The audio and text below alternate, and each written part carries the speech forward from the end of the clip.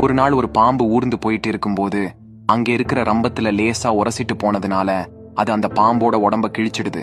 உடனே அந்த பாம்பு அந்த ரம்பத்தை ஒரு எதிரியா நினைச்சு அதை கடிக்க போக இதனால அந்த பாம்போட வாயிலே அடிபட்டுடுது. அதனால கோபத்தோட உச்சிக்கே போன அந்த பாம்பு அந்த ரம்பத்தை நெருக்கியே கொன்னுடலாம்னு நினைச்சு தன்னோட உடம்பால அதை சுத்த ஆரம்பிக்குது. தன்னோட முழு பலத்தையும் யூஸ் பண்ணி அந்த ரம்பத்தை தன்னோட உடம்பால இருக்குது. அதனால அதோட உடம்பு முழுக்க காயம் ஏற்பட்டு கடைசியில இறந்தே போயிடுது. அந்த முதல் காயம் ஏற்பட்டப்பவே அந்த பாம்பு ஒதுங்கி போய் இருந்தா குறைஞ்சது இப்போ அது உயிரோடவாது இருந்திருக்கும்.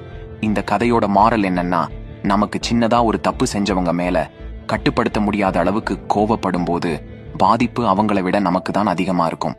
எப்பவுமே வாழ்க்கையில சில சூழ்நிலைகளையும் அதே நேரத்துல ஒரு சில அவமானங்களையும் மன்னிச்சு கடந்து போறதுதான் நல்லது. அதுக்கு பதிலா அங்க நம்ம கோவத்தை காட்டும்போது அது நம்ம வாழ்க்கையில தீர்க்க முடியாத பல பிரச்சனைகளையும் சரி செய்யவே முடியாத பல காயங்களையும் உருவாக்கிடும்.